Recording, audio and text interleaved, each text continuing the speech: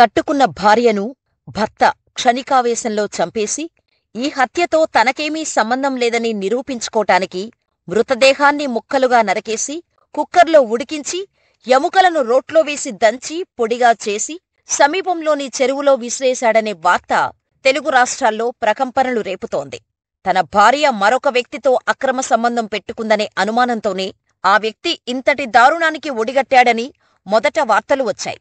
భార్య ఏదో ఒక తప్పు చేయబట్టే భర్త ఇంత ఘోరంగా చంపి ఉంటాడని కొందరు సోషల్ మీడియాలో కామెంట్స్ కూడా చేశారు. కాని ఆ వ్యక్తి క్షణికావేశంలోనో లేదా భార్యపై అనుమానంతోనో చేసిన పాపం కాదు ఇది. అంతకు మించి దీని వెనుక భారీ కుట్ర, పక్కా ప్లాన్ ఉందని వెల్లడైంది. ఈ కేసుకు సంబంధించి ఒళ్ళు గగురు పొడిచే దారుణమైన నిజాలు బయటకు వచ్చాయి. ఈ కేసులో అసలేం జరిగిందో భయంకరమైన నిజాలను స్కిప్ చేయకుండా చివరి వరకు చూసి తెలుసుకోండి. పోలీసులు, విశ్వసనీయ వర్గాలు తెలిపిన వివరాల ప్రకారం ఆంధ్రప్రదేశ్లోని ప్రకాశం జిల్లా రాచర్ల మండలం జేపీ చెరువుకు చెందిన పుట్ట గురుమూర్తికి, అదే గ్రామానికి వెంకట మాధవితో 13 సంవత్సరాల క్రితం వివాహమైంది. వీరికి ఒక కుమార్తె, కుమారుడు సంతానం. గురుమూర్తి ఆర్మీలో సైనికుడిగా పనిచేసి నైట్ సుబేదారుగా పదవీ విరమణ పొందాడు. గురుమూర్తి 5 ఏళ్ల క్రితం హైదరాబాదులోని జిల్లేలగూడ న్యూ వెంకటేశ్వర కాలనీలోకి వచ్చి అద్దె అపార్ట్మెంటులో నివాసముంటున్నారు. తనకున్న ఆర్మీ బ్యాక్గ్రౌండ్తో కంచన్బాగులోని డిఆర్డీఓలో సెక్యూరిటీ గార్డుగా పనిచేస్తున్నాడు. సంక్రాంతి పండుగ సందర్భంగా తన 2 పిల్లల్ని హైదరాబాద్ నగరంలోనే ఉండే తన సోదరి ఇంటికి పంపించాడు. జనవరి 13, 14 తేదీల్లో తన భార్య మాధవితో కలిసి ఉదయం పూట సోదరి ఇంటికెళ్లి సాయంత్రానికి తిరిగొచ్చారు. జనవరి 15న గురుమూర్తి ఫోన్లో వేరే మహిళతో సన్నిహితంగా ఉన్న కొన్ని ఫోటోలను మాధవి చూసింది. అంతకుముందు నుంచే ఈ విషయమై గురుమూర్తి, మాధవి మధ్య గొడవలు జరిగేవి. ఈ క్రమంలోనే 15న ఉదయం మరోసారి భార్యాభర్తల మధ్య గొడవ మొదలైంది. కాని అప్పటికీ మాధవికి తెలియని నిజమేంటంటే, తనను చంపటానికి గురుమూర్తి ఎప్పటినుంచో పక్కా ప్లాన్ వేసుకుని ఉన్నాడు. ఎందుకంటే గత కొన్నాళ్లుగా తన సమీప బంధువైన ఓ మహిళతో గురుమూర్తి వివాహేతర సంబంధం కొనసాగిస్తున్నాడు. ఆమెతో కలిసి ఉండాలని గురుమూర్తి నిర్ణయించుకున్నాడు. అందుకు అడ్డుగా ఉన్న భార్య మాధవిని అడ్డు తొలగించుకోవాలని కుట్ర పన్నాడు. గత 6 నెలలుగా తన భార్యను ఎలా చంపాలో, చంపిన తర్వాత శవాన్ని ఎలా మాయం చెయ్యాలో అన్నీ పకడ్బందీగా ప్రణాళికలు వేసుకున్నాడు. చంపిన శవాన్ని ఎలా మాయం చెయ్యాలో యూట్యూబ్, ఇతర సామాజిక మాధ్యమాల్లో శోధించాడు. విపరీతంగా క్రైమ్, హారర్ సినిమాలు, వెబ్ సిరీస్లు చూశాడు. ముందుగా కుక్క మీద ప్రయోగం చేశాడు. ఒక వీధి కుక్కను ఇంట్లోకి తీసుకొచ్చి చంపేశాడు. దాన్ని ముక్కలుగా నరికి ఎముకలతో సహా కుక్కర్లో ఉడకబెట్టి తర్వాత ఓ చెరువులో పడేశాడు. కట్టుకున్న భార్యను చంపేందుకు ఇలా ఇన్ని రకాలుగా ప్రిపేరై మంచి అదును కోసం ఎదురుచూడసాగాడు. పక్కా పథకం ప్రకారమే సంక్రాంతి పండుగ సందర్భంగా 2 పిల్లల్ని తన సోదరి ఇంటికి పంపించాడు. జనవరి 15న వేరే మహిళతో గురుమూర్తి సన్నిహితంగా ఉన్న కొన్ని ఫోటోలను మాధవి చూడటంతో భార్యాభర్తల మధ్య గొడవ మొదలైంది. అప్పటికే భార్యను హతమార్చాలనే పన్నాగంతో ఉన్న గురుమూర్తి మాధవి తలను బలంగా గోడకేసి కొట్టడంతో కిందపడిపోయింది.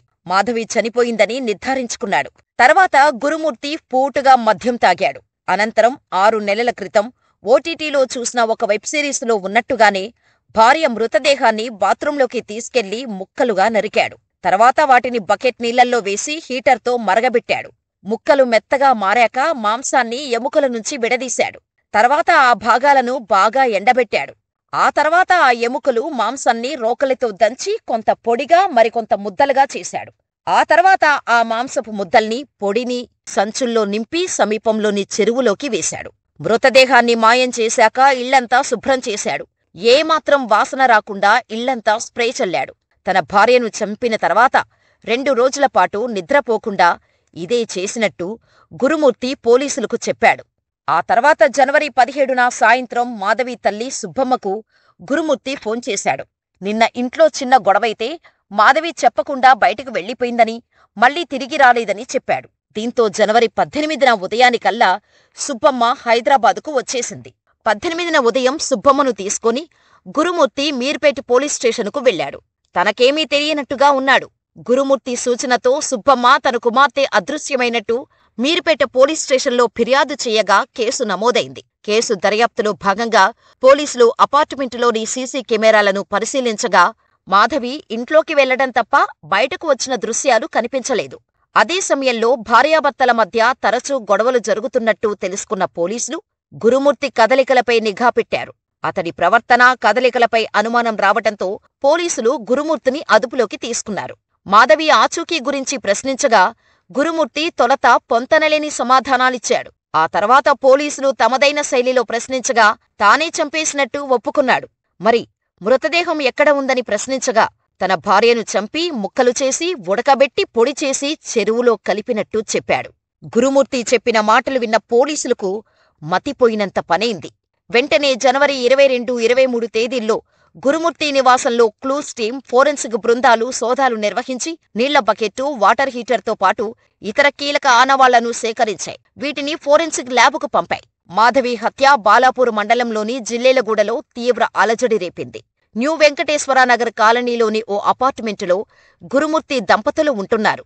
గురుమూర్తి భార్యను హత్య చేసి ముక్కలుగా నరికినట్టు తెలియగానే అపార్ట్మెంటులోని G+2 అంతస్తుల్లో ఉండేవారంతా బెంబేలెత్తిపోయి తమ ఇళ్లు ఖాళీ చేసి వెళ్లిపోయారు. కింది అంతస్తులో ఉండే యజమాని మరో ప్రాంతంలో ఉన్నట్టు తెలుస్తోంది. మరోవైపు వెంకటమాధవి హత్యతో ప్రకాశం జిల్లా రాచర్ల మండలం జేపీ చెరువులో విషాద ఛాయలు అలుముకున్నాయి. అయితే మృతదేహాన్ని ముద్దగా చేసి చెరువులో విసిరేసినట్టు నిందితుడు చెబుతున్నా ఇంకా ఆధారాలు లభించలేదని ఎల్బీనగర్ డీసీపీ ప్రవీణ్ తెలిపారు. పోలీసులు మృతదేహం ఆనవాళ్ల కోసం వెతుకుతున్నారు. కేవలం నిందితుడు చెప్పిన సమాచారంతోనే కాకుండా స్వీయ దర్యాప్తుల్లో వెల్లడైన అంశాలను కూడా బేరీజు వేసుకుంటున్నారు.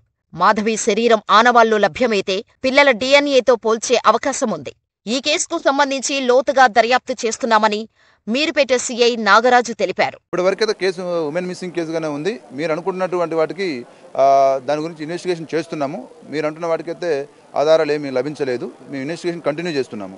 ఇక ఈ కేసులో గురుమూర్తికి శిక్ష పడాలంటే మాధవి మృతదేహం కానీ లేదా ఆమె శరీర అవయవాలకు సంబంధించిన ఆధారాలు కానీ దొరకటం అత్యంత కీలకం. ఎందుకంటే న్యాయస్థానాలకు మనుషులు చెప్పే వాస్తవాల కంటే కంటికి కనిపించే ఆధారాలే ముఖ్యం. కంటి ముందు ఆధారాలు పక్కాగా కనిపిస్తేనే కోర్టులు నిందితులకు శిక్ష విధించగలవు. అతడు తన భార్యను ఎంత దారుణంగా చంపాడు, ఎంత క్రూరంగా హింసించాడు అనే వాదన కంటే ఆ హత్య తాలూకా ఆనవాళ్లు దొరకటం అత్యంత కీలకం. మాధవి శరీరాన్ని పూర్తిగా పిండి చేసి చెరువులో పారేశానని గురుమూర్తి చెబుతున్నాడు. అదేవిధంగా కొంత మాంసపు ముద్దలు కూడా మూటగట్టి చెరువులో విసిరేశాడని పోలీసులు చెబుతున్నారు. అయితే ఆమె శరీరానికి సంబంధించిన చిన్న ముక్క దొరికి పిల్లల డీఎన్ఏతో మ్యాచ్ అయితే ఈ కేసులో గురుమూర్తికి కఠిన శిక్ష పడే అవకాశం ఉంది. మాధవి శరీర ఆనవాళ్లు లభించకపోతే తన చేత పోలీసులు తప్పుడు వాంగ్మూలం ఇప్పించారంటూ గురుమూర్తి అడ్డం తిరిగే అవకాశం ఉంది.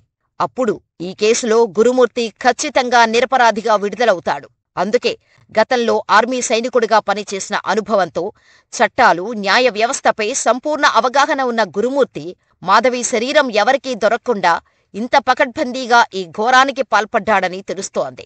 కాబట్టి ఎట్టి పరిస్థితుల్లోనూ పోలీసులు ఈ కేసుకు సంబంధించిన పూర్తి ఆధారాలను సేకరించాల్సి ఉంటోంది.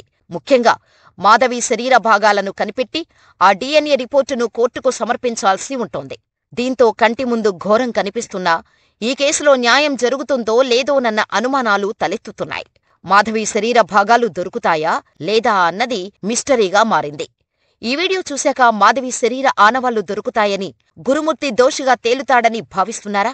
ఇంతటి క్రూరమైన ఘోరానికి పాల్పడ్డ గురుమూర్తికి ఎలాంటి శిక్ష విధించాలో మీ అభిప్రాయాలను మాకు కామెంట్ రూపంలో తెలియచేయండి. ఇలాంటి మరిన్ని వీడియోల కోసం మన ఛానల్ని సబ్స్క్రైబ్ చేసుకుని ఈ వీడియో నచ్చితే లైక్ చేసి ఈ సమాచారాన్ని మరింత మందికి షేర్ చేయండి.